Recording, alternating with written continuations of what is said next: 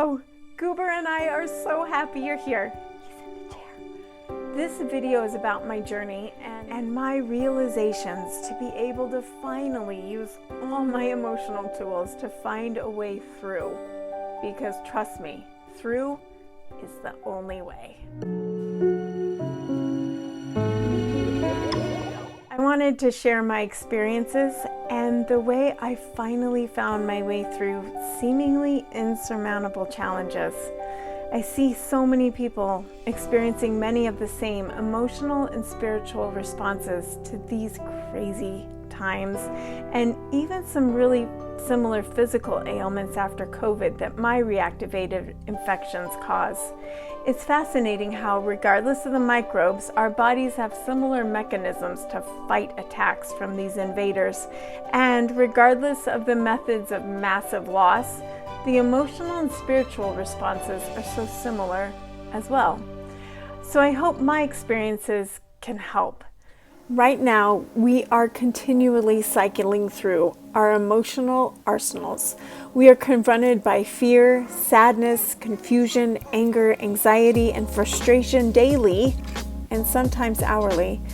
These emotions are not supposed to paralyze us, wear us down, hurt us, or damage us.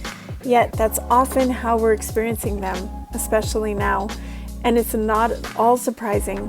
As a society, we have no idea how to handle or express any emotional experience considered negative or bad.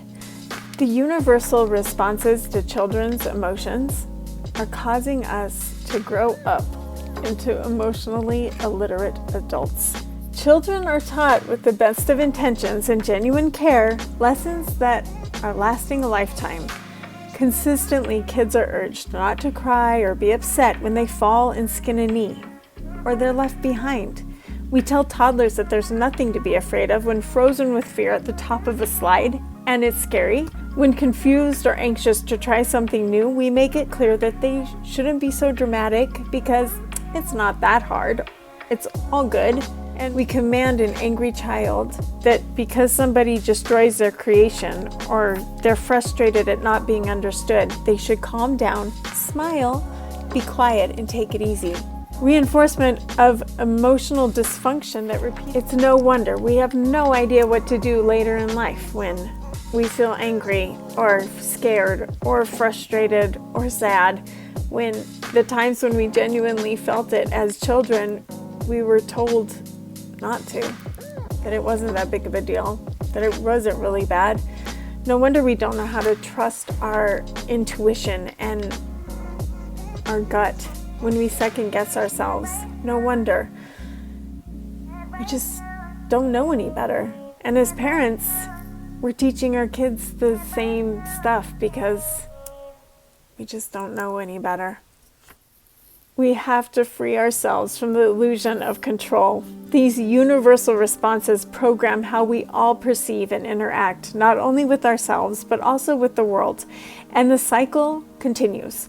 We show young people that these automatic and universal feelings are either not legitimate and acceptable or unfair and unjust. We are rarely validated and allowed to explore how these feelings can serve and help us. Instead, we attempt to justify, prevent, blame, or just get over them. If you are living by manifesting your reality, using the law of attraction, only thinking positively, and cultivating high vibrations, you are missing some really beautiful connections and amazing tools. That is the lesson and gift of 2020, a collective promotion, if you choose to accept it. There's such an urge to try to get back to all the tools and techniques that have worked so well for so long. It is time for a whole new way of being, flowing, growing, expanding, connecting, embracing your entire emotional spectrum. Instead of just the positive, opens up a whole new world of possibilities. When I thought I had it all figured out, I was 38, living my best life, watching my dreams unfold before me. I still remember so vividly the exact moment this motor neuron disease attacked my nervous system. Instantly, my left wrist was rendered useless, completely. and it was excruciatingly painful. In a few hours, my left shoulder had decided to join the not going to cooperate party, and it continued on until my entire left side curled in on itself. I shuffled around like the hunchback of Notre Dame, unable to walk, to work, to sleep, to eat, to function at all.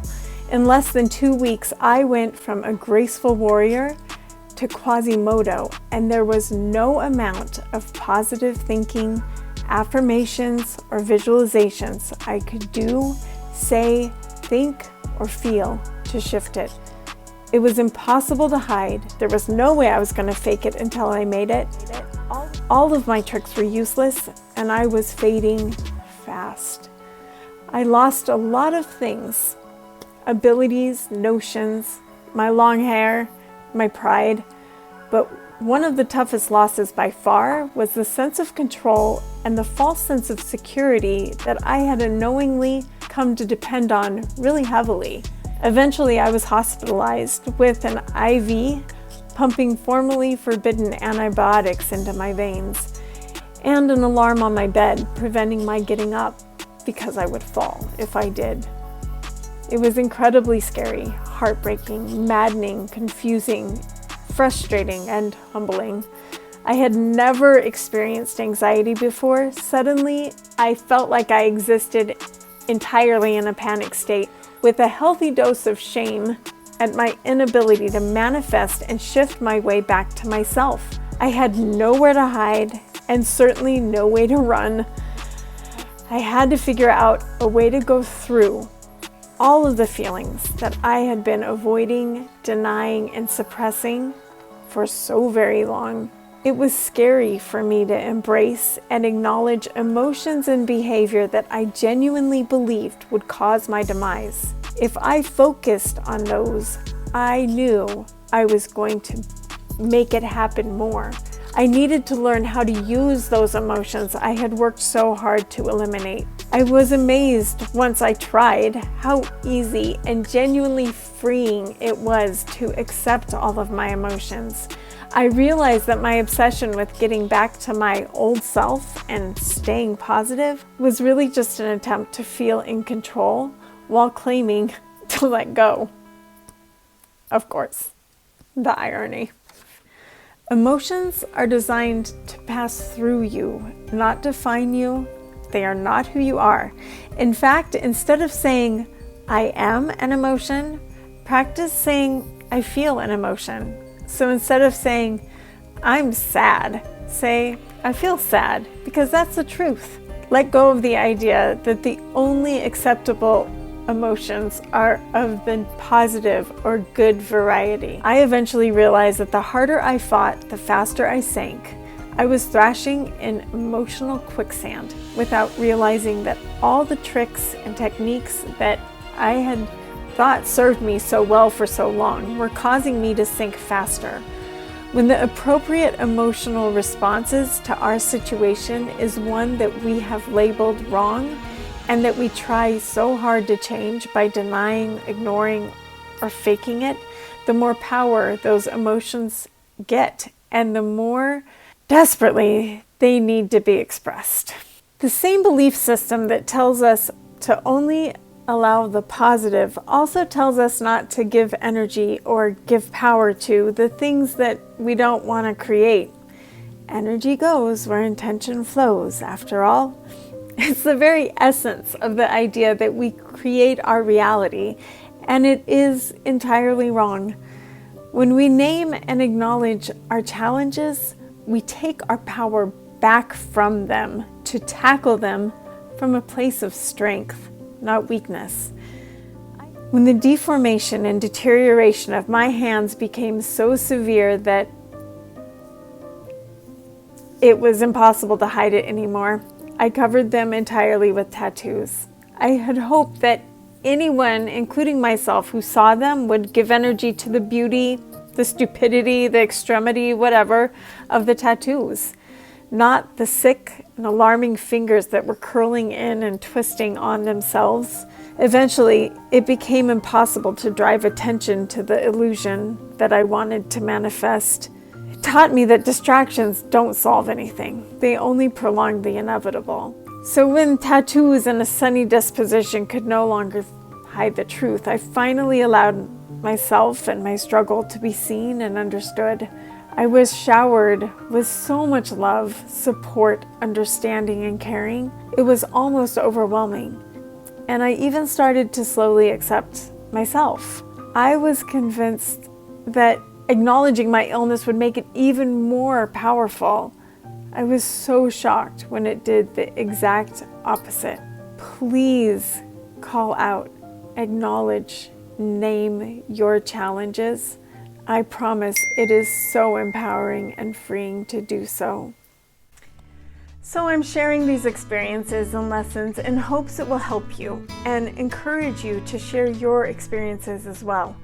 The law of attraction and positive thinking is, of course, an incredibly powerful method that we all can continue to use, knowing that we have so many more tools now. Please know there is no right, no wrong, no negative or positive. Everybody's journey is unique. Everybody's path to wholeness, to wellness, and to unity their own. All of the tools we mastered in the patriarchal paradigm are ready to support and assist the flow that is ready to guide us into our best selves. Coming up, primitive emotional hijacks. How to recognize, arrest, and hopefully prevent them entirely. Using emotional twins for harmony, and my favorite, emotion. Using motion as an emotional tool. Such good stuff. Let me know in the comments what challenges you're facing, what tools you're using, what's helping you the most, and what you'd like to see next. Thank you so much for watching. Please subscribe so you don't miss a thing. Until next time, much love to you.